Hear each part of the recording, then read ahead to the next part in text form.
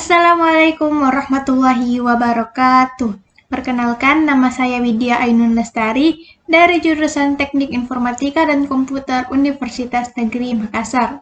Pada kesempatan kali ini, saya akan menjelaskan tentang Domain Name Server atau DNS. Adapun pokok pembahasan yang akan saya bahas hari ini yaitu yang pertama, pengertian DNS, yang kedua, fungsi DNS, yang ketiga, jenis-jenis DNS, yang keempat, kelebihan dan kekurangan DNS, yang kelima, cara kerja DNS, dan yang terakhir, hierarki hostname. Yang pertama yaitu pengertian DNS. DNS atau Domain Name Server adalah sebuah sistem yang menjadi penghubung antara Uniform Resource Locator atau disingkat URL dengan Internet Protocol Address atau IP address. Tanpa DNS, kita harus mengetikkan IP address secara lengkap ketika ingin mengunjungi sebuah website. Misalnya, ketika kita ingin mengakses Facebook, kita tidak perlu memasukkan http //6262.63.176.13 ke dalam address bar browser kita. Karena dengan adanya DNS, kita hanya perlu memasukkan facebook.com dan platform sosial itu akan secara otomatis terbuka. Kemudian yang kedua yaitu fungsi DNS. Yang pertama yaitu mencari alamat host untuk memenuhi request dari klien. Yang kedua, meminta informasi IP address sebuah website berdasarkan dengan alamat domain. Yang ketiga, mendapatkan informasi URL sebuah website berdasarkan oleh IP address yang digunakan oleh klien. Yang keempat, menentukan server yang tepat untuk pengiriman email. Yang kelima, menerjemahkan hostname ke IP address dan sebaliknya. Dan yang terakhir, mencari data yang sesuai pada database server untuk ditampilkan pada browser klien. Kemudian yang selanjutnya yaitu jenis-jenis DNS. Yang pertama yaitu e-record atau address record, yang digunakan untuk menyimpan informasi tentang hostname, time to live atau TTL, dan IPv4 address. Kemudian yang kedua yaitu AAA record, yang digunakan untuk menyimpan informasi hostname dan hubungannya dengan IPv6 address. Kemudian yang ketiga yaitu NS record, yang merujuk subdomain pada authoritative name server, digunakan jika DNS server subdomain Anda berada dengan main domain. Kemudian yang selanjutnya yaitu MX record, yang digunakan untuk merekam server SMTP yang khusus digunakan untuk saling berkirim email di suatu domain. Kemudian yang selanjutnya yaitu CNAME record, yang digunakan untuk meredirect domain atau subdomain ke sebuah IP address. Yang selanjutnya yaitu PTR record, yang memberikan izin pada DNS resolver untuk menyediakan informasi IP address dan menampilkan hostname. Yang selanjutnya yaitu CERT record, yang digunakan untuk menyimpan sertifikat enkripsi atau sertifikat keamanan. Yang selanjutnya yaitu SRV record, yang digunakan untuk menyimpan informasi terkait lokasi permintaan klien seperti priority, name, wake, port points, dan TLL. Kemudian yang selanjutnya yaitu SOA record, bagian yang muncul pada dokumen DNS zone. SOA record juga merujuk pada authoritative name server serta informasi lengkap sebuah domain. Dan yang terakhir, TXT record, yang digunakan untuk menyalurkan data yang hanya bisa dibaca oleh komputer. Kemudian yang selanjutnya yaitu kelebihan dan kekurangan DNS. Yang pertama yaitu kelebihan DNS. Yang pertama yaitu DNS membuat halaman situs baik itu website ataupun juga blog itu menjadi lebih mudah untuk dihafalkan. Yang kedua, DNS ini juga mudah untuk dikonfigurasi oleh admin. Yang ketiga, konsistensi dengan menggunakan DNS, alamat hostname itu pun menjadi tidak berubah walaupun IP. Dan yang terakhir, address yang digunakan di dalam sebuah komputer itu telah berubah. Kemudian yang selanjutnya yaitu kekurangan DNS. Yang pertama, user menjadi lebih terbatas di dalam menggunakan segala macam nama untuk halaman situsnya. Yang kedua, DNS ini tergolong cukup sulit untuk kemudian diimplementasikan. Dan yang terakhir, nama DNS juga sangat terbatas atau tidak bisa membuat banyak nama domain. Kemudian yang selanjutnya yaitu cara kerja DNS. Yang pertama, tahapan DNS query. DNS query merupakan istilah teknis untuk meminta informasi soal IP address. Tahapan ini dimulai ketika kita mengetikkan URL ke address bar. DNS server kemudian mencari informasi di file host. Jika informasi yang dicari tidak ditemukan, maka server akan berusaha mencari kepingan informasi atau rekam informasi yang pernah tercatat di sistem atau cache. Kemudian, dalam tahapan awal ini sendiri, terdapat 3 jenis DNS query. Ketiganya adalah recursive query, iterative query, dan non-recursive query. Yang kedua yaitu tahapan recursive query. User memberikan hostname yang mana kemudian DNS resolver harus memberikan jawaban.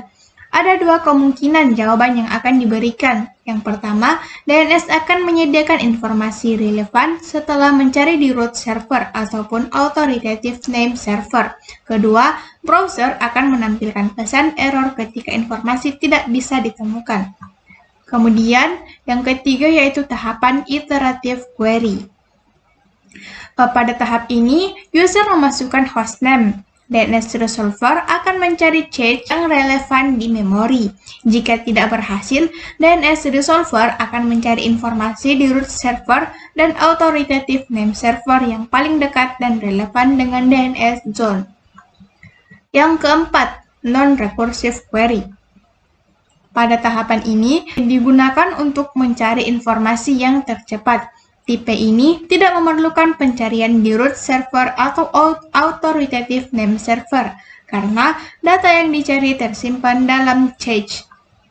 Kemudian yang kelima yaitu tahapan DNS recursor atau DNS recursive resolver. Pada tahapan ini, DNS recursor merupakan tahapan pertama pencarian informasi. Ketika user memasukkan URL dan tidak menemukan hasil yang valid di cache, sistem akan mencari informasi dalam cache penyedia internet atau Internet Service Provider atau disingkat ISP. Kemudian yang keenam, tahapan root name server. Jika informasi yang diminta oleh klien tidak bisa ditemukan di ISP, sistem akan mencari informasi yang Anda butuhkan pada root name server, database yang menjawab pertanyaan-pertanyaan soal nama domain dan IP address. Root name server sendiri tidak memiliki semua informasi hostname dan IP address. Server ini meneruskan permintaan informasi ke pihak ketiga yang mempunyai informasi tersebut. Sampai sekarang, ada 13 root server yang ada di seluruh dunia. Root server ini diurutkan secara alfabetis dan dikelola organisasi besar seperti Internet System Consortium dan ICANN. Kemudian yang ketujuh yaitu tahapan TLD name server. Di tahap ini, dari root name server, sistem akan membaca jenis informasi yang dicari top level domain. Setiap TLD seperti .com, .org, .edu, .id, .au, dan sebagainya memiliki server yang spesifik. Dengan membaca informasi ini, sistem bisa meneruskan pencarian informasi ke server yang benar-benar memiliki data yang dicari. Kemudian yang ke-8 itu tahapan authoritative name server. Setelah menemukan clue di mana server yang diinginkan, sampailah kita pada authoritative name server. Jenis server satu ini memiliki semua informasi lengkap soal situs web yang dituju. Ketika informasi yang diminta sesuai dengan hasilnya, maka browser akan menampilkan situs web atau halaman yang Anda minta di awal. Tentu saja hasil pencarian ini memiliki masa waktu tertentu. Proses pencarian ini akan diulang untuk memastikan informasi yang ditampilkan tetap up to date. Namun, tetap saja berbagai informasi ini disimpan dalam bentuk cache di device untuk berjaga-jaga agar proses query berjalan cepat. Kemudian yang selanjutnya yaitu hierarki hostname. Yang pertama yaitu root level domain. Yang ini merupakan puncak hierarki yang diekspresikan dengan berdasarkan periode, mempunyai ciri khas penambahan titik di belakang domain. Misalnya, seperti pendidikan.co.id, tanda titik di belakang ID merupakan root level domain. Yang kedua yaitu top level domain. Ini adalah suatu kata yang posisinya itu berada paling kanan dari sebuah domain, atau juga apabila dibaca berada di paling belakang. Secara umum, top level domain tersebut dibagi lagi menjadi dua, yaitu yang pertama, GLTD atau Generic Top Level Domain, dan yang kedua, CCLTD atau Country Code Top Level Domain. Kemudian yang ketiga yaitu Second Level Domain, yang berisi host serta domain lain, atau juga sering disebut dengan sebutan subdomain. Misalnya saja, pada domain ru.wikipedia.org, maka second level domainnya adalah Wikipedia. Kemudian yang keempat yaitu third level domain. Ini merupakan kata yang letaknya di sebelah kiri second level domain serta dibatasi dengan titik. Misalnya saja seperti untuk domain ru.wikipedia.org, maka ru ini merupakan bagian dari third level domainnya. Kemudian yang kelima yaitu hostname, kata yang terletak di paling depan di sebuah domain.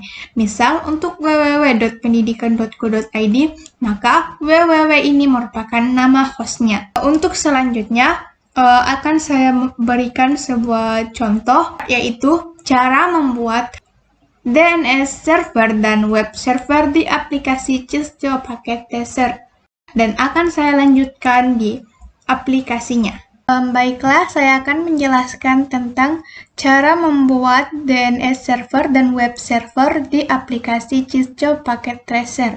Langsung saja kita masuk di aplikasinya.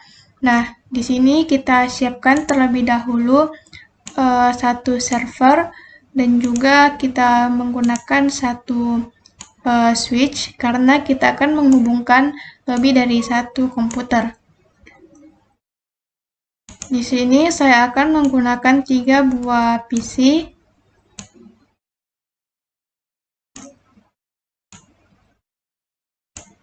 Nah, jika sudah seperti ini, kita sambungkan menggunakan kabel yang ini yang otomatis. Kita sambungkan.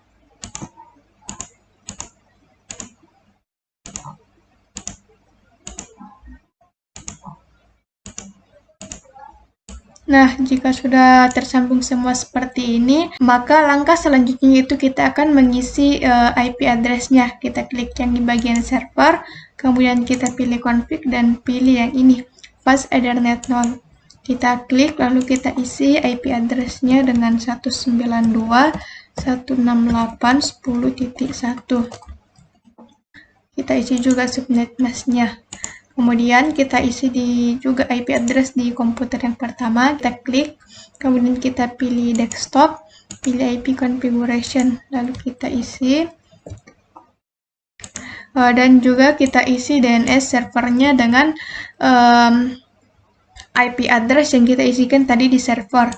Kita isi juga IP address untuk komputer yang kedua, kita isi.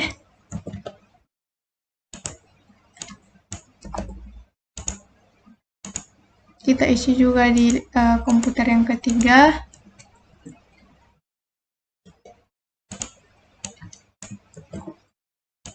Nah, jika sudah terkonfigurasi semua seperti ini, jika sudah tersambung, maka langkah selanjutnya yaitu kita akan melakukan config DNS-nya dengan cara kita klik yang server, kemudian kita pilih service. Nah, di sini kita harus memastikan terlebih dahulu untuk HTTPS-nya sudah on. Kemudian kita masuk di DNS, kita klik, kemudian kita on-kan DNS service-nya. Di sini kita isi name-nya dengan Widya Ainun Lastari. Kemudian address-nya kita isi dengan IP address di server. Kemudian setelah itu kita klik add. Jika sudah seperti ini, kita coba cek di web browsernya. Kita cari Widya Ainun Lestari, kemudian kita klik go. Nah, jika sudah muncul seperti ini, berarti konfigurasi yang kita lakukan itu sudah berhasil. Kita coba dicek di komputer yang kedua. Kita cari Widya Ainun Lestari, lalu kita go. Nah, sudah berhasil. Kita coba klik IP-nya, apakah muncul?